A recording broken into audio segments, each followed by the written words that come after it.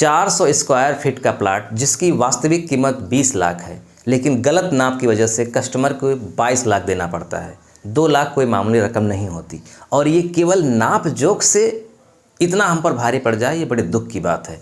आज मैं आपको प्रूफ करके दिखाऊंगा कि देखिए कितनी गलती करते हैं लोग नाप जोक में। 400 स्क्वायर फीट का प्लाट जिसकी 20 लाख कीमत है, आखिर हमको 2 लाख कैसे देने पड़ जा रहे हैं अधिक।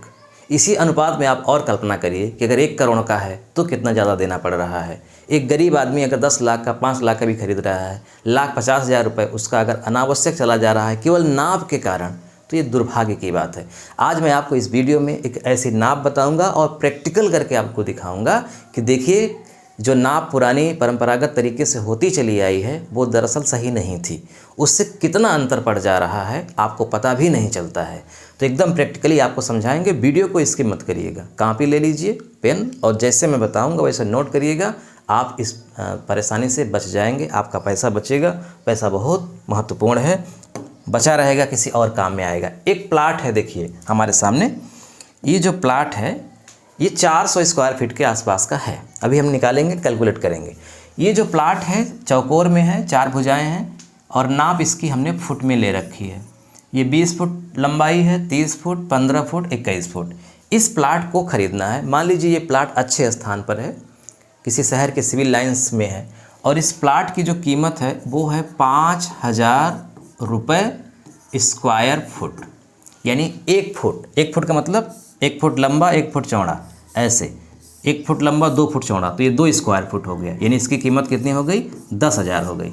यानी 1 वर्ग फुट इसकी कीमत प्लाट की है 5,000। और ये प्लाट कितना है आपको ये निकालना है, और आपको 5,000 स्क्वायर फुट के हिसाब से विक्रेता को पैसा देना है। क्या होगा? हम 2 तरीके से नाप करेंगे। एक नाप जो परंपरागत तरीके से होती चली आई है, जो करके उसी नाप से हम पैसा देते हैं, वो करेंगे। फिर हम आपको अपनी नाप बताएंगे जो एकदम 100% इसका क्षेत्रफल सही निकालेगी, और उस नाप से आपका पैसा भी बचेगा। तो दोनों नाप देखते हैं। सबसे पहले हम परंपरागत नाप देखते हैं, कैसे नाप होती चली आई है। परंपरागत माप कैसे लेखपाल, अमीन या प्लाटिंग करने वाले लोग नापते हैं, वो मैं आपको दिखाता हूँ, क्योंकि आप उसी नाप से पैसा देंगे।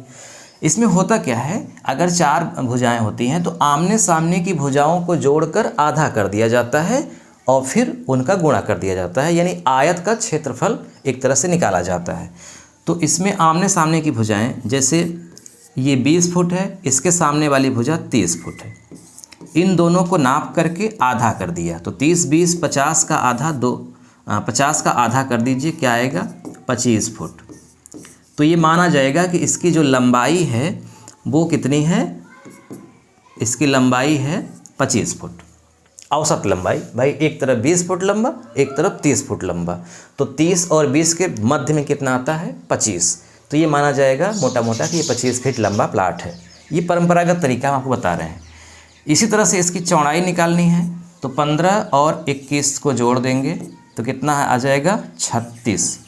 36 का आधा कर देंगे, 36/2 आएगा 18 फुट। यानी इसकी जो चौड़ाई है वो आई 18 फुट, जबकि न कहीं लंबाई 18 फुट है, 25 फुट है, न कहीं चौड़ाई 18 फुट है। फिर भी हम 25 और 18 इसलिए करेंगे क्योंकि इसकी चौड़ाई एक तरफ 15, एक तरफ 21, दोनों को जोड़ के आधा किया, तो 25 और 18 आ गया। अब हमें निकालना है इसका क्षेत्रफल। तो क्षेत्रफल का फार्मूला क्या होता है? लंबाई गुणित चौड़ाई। लंबाई गुणित चौड़ाई लिख दिया। लंबाई है 25 फुट, चौड़ाई है 18 फुट। 18 पंचे 90, 18 दूना 36 और 9 45, 450 वर्ग फुट।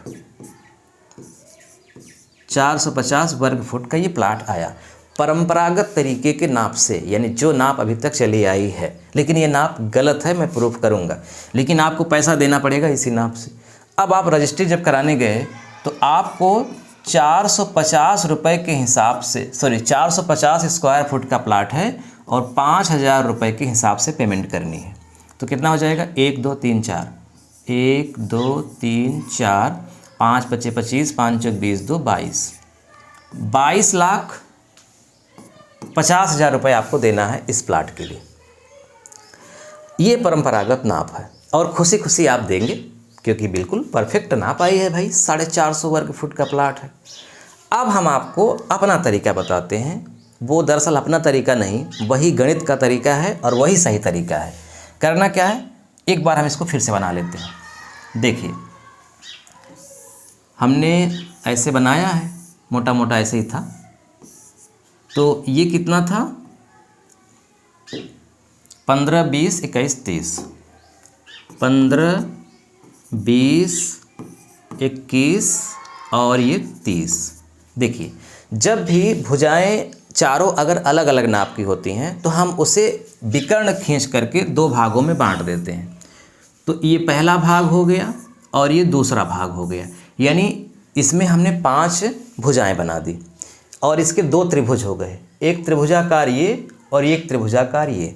जब त्रिभुजाकार प्लाट हो जाता है तो त्रिभुज का क्षेत्रफल निकालना बड़ा आसान होता है और 100% रिजल्ट सही आता है, क्योंकि गणित का फार्मूला बैठता है उस पर।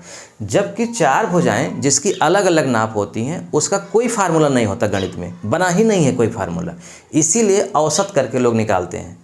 औसत मतलब अंदाज, जो न बहुत ज़्यादा है न बहुत कम, बस ठीक है। लेकिन जब हम बीच से खींच देते हैं, उसके 2 भाग हो जाते हैं, तो जो त्रिभुज बन जाता है तो वो गणित के फार्मूले में सेट बैठता है, इसलिए उसका क्षेत्रफल सही आता है। अब हम इसका क्षेत्रफल निकालेंगे, इसका दोनों का जोड़ देंगे, एकदम क्षेत्रफल आ जाएगा। तो पहले वाले का क्षेत्रफल निकालते हैं। तो पहले वाले का क्षेत्रफल कैसे निकलेगा, देखिए, विकर्ण भी नापिए। एक व्यक्ति यहाँ खड़ा हो जाए और एक व्यक्ति यहाँ खड़ा हो जाए, डोरी लगा ले एकदम सीधा और नाप ले। जैसे आपने इसको नापा है, इसको नापा है, इसको वैसे ही इसको नापिए। आप इसको नापेंगे तो ये आएगा 25 फुट।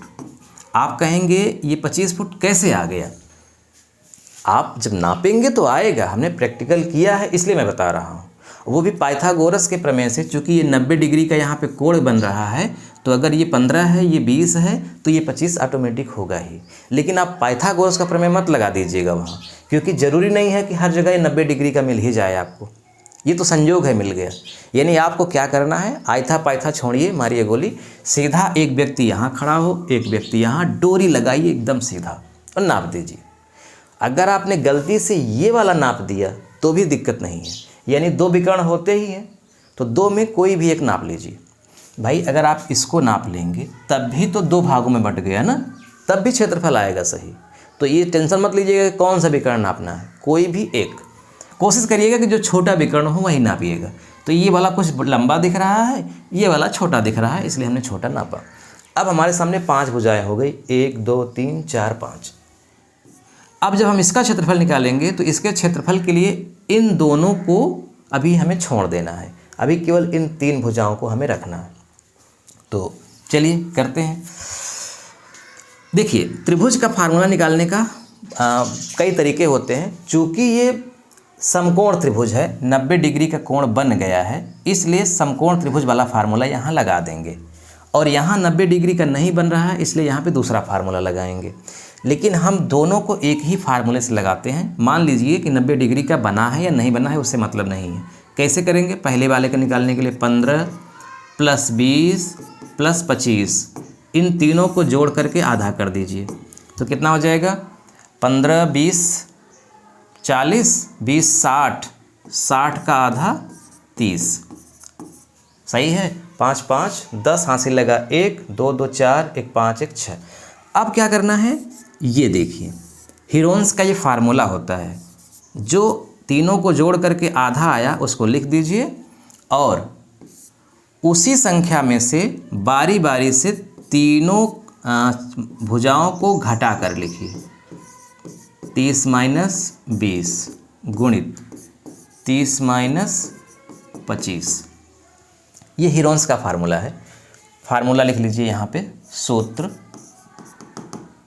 ऐसे लिखा जाता है, यस गुणित ब्रैकेट में s - a, फिर s - b, फिर s - c।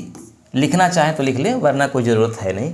यस का मतलब होता है कि इन तीनों भुजाओं को जोड़ करके जो आधा आया वो यस है। और yes - a, s - b, s - c का मतलब होता है कि जो आधा आया है उसमें से आपने बारी बारी से इन तीनों भुजाओं को घटा के लिखा है। तो ये यहाँ लिखा ही है, दिख ही रहा है। देखिए 30 गुणित 30 में 15 घटाएंगे 15 आएगा, 30 में 20 घटाएंगे 10 आएगा, 30 में 25 घटाएंगे 5 आएगा। और आप जब इन सब का गुणा करेंगे तो क्या आएगा, 5 तिहाई 15, 15 हम 225 और 1 2 22,500। ये जो चिन्ह होता है ना, ये वर्गमूल का चिन्ह होता है। आप कैलकुलेटर में जाइए, वर्गमूल का चिन्ह होता है, वर्गमूल का चिन्ह दबा करके ये लिख दीजिए। जब ये लिख देंगे तो आएगा ये 150 और ये आ गया 150 वर्ग फुट। ये कहाँ से आया, वीडियो को फिर से रोक करके फिर से प्ले कर लीजिएगा, एकदम समझ में आ जाएगा। हिरोन्स तीनों भुजाओं को लिख करके आधा किया, उसको यहाँ लिख दिया, फिर गुणा का चिन्ह लगाया। तीनों भुजाओं का जो आधा आया है उसको लिख करके बारी बारी से भुजाओं को लिखा गया, फिर इन चारों को गुणा किया गया, जो आया उसका वर्गमूल निकाला गया। ये वर्गमूल का चिन्ह है। कैलकुलेटर में वर्गमूल का चिन्ह दबाइए और ये संख्या डाल दीजिए, अपने आप आ जाएगा। पहले भाग का आ गया। अब देखिए दूसरे भाग का। दूसरा क्या है, 25, 21 और 30। 25, 21 और 30 बटे 2, जोड़िए कितना हुआ, तो 5 1 6, हासिल लगा कोई नहीं, 2 2 4 3 7, 76 बटे 2, 2 तिहाई 6 और 2 अट्ठे 16, 38 आया। अब क्षेत्रफल आपको निकालना है, तो क्षेत्रफल बराबर ये 38 लिखिए, 38 गुणित 38 माइनस 25 गुणित 38 माइनस 21 गुणित 38 माइनस 30 लिख दीजिए। 38 है ही, 38 में 25 गया, 8 में 5 गया 3, 3 में 2 गया 1 13, 38 में 21 गया, 8 में 1 गया 7, 3 में 2 गया 1 17, 8 में 1 गया 7, 3 में 2 गया 1 17, 38 में 30 गया 8। सबका गुणा कर दीजिए। गुणा हमने किया है पहले से ही। गुणा करेंगे तो क्या आएगा, 38 13 17 8 का आएगा 67,184, 67,184। अब फिर से 67,184 का वर्गमूल निकाल दीजिए, तो आएगा 259, 259.19 वर्ग फुट। पहले भाग का क्षेत्रफल आया था 150, ये दूसरे भाग का आया है 259। कुल क्षेत्रफल कितना हुआ, कुल क्षेत्रफल जोड़ दीजिए, 150 प्लस 259.19 कितना आएगा जोड़ने पर, 409.19, 409.19 वर्ग फुट। ये एक्चुअल क्षेत्रफल है, यानी कि वास्तविक क्षेत्रफल है। जो परंपरागत तरीके से क्षेत्रफल आया था 450 वर्ग फुट आया था। जो इसका वास्तविक क्षेत्रफल है, रियल में क्षेत्रफल है, वो है केवल 409 वर्ग फुट, यानी कम है। तो कितना कम है, घटा दीजिए, 450 में से 409 घटा दीजिए, कितना आएगा, 4081 है ना, 4081 वर्ग फुट ज़्यादा है। इसका मतलब ज़्यादा कितना पैसा दिया गया, 5000 का गुणा करिए भाई, 1 वर्ग फुट का आप 5000 देते हैं ना, ये क्षेत्रफल कितना ज़्यादा है, वास्तविक क्षेत्रफल से कितना ज़्यादा है, 41 वर्ग फुट ज़्यादा है। गुणा कर दीजिए कितना आएगा, 20 40 50, 20 40 50 मतलब 2,04,050 रुपये, 2,04,050। इतना पैसा आपने ज़्यादा दिया है। क्यों ज़्यादा दिया है, क्योंकि परंपरागत तरीके से नाप हुई और वास्तविक नाप से परंपरागत तरीके वाली नाप ज़्यादा आ गई।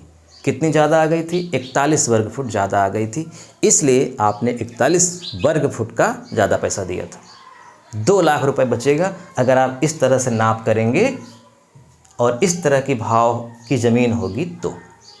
अब ज़मीन सस्ती है तो सस्ता मतलब कम आएगा, वो इससे और महंगी होगी तो वहाँ पे डाटा और बदल जाएगा और ज़्यादा आएगा। तो ये आपको ध्यान में रखना है कि आपको जब भी इस तरह का खेत नापना है तो आप कैसे नापेंगे। और आपके लिए एक सोचना है, अगर आप अमीन का कोर्स करना चाहते हैं, निःशुल्क है। हमारा एक नया चैनल है न्यू देहाती ज्ञान, इस पर हम पढ़ाते हैं। यूट्यूब में सर्च करिए न्यू देहाती ज्ञान, और अभी हमने 2 या 3 वीडियो अपलोड किया है, अमीन लेखपाल नया बैच 2026-27।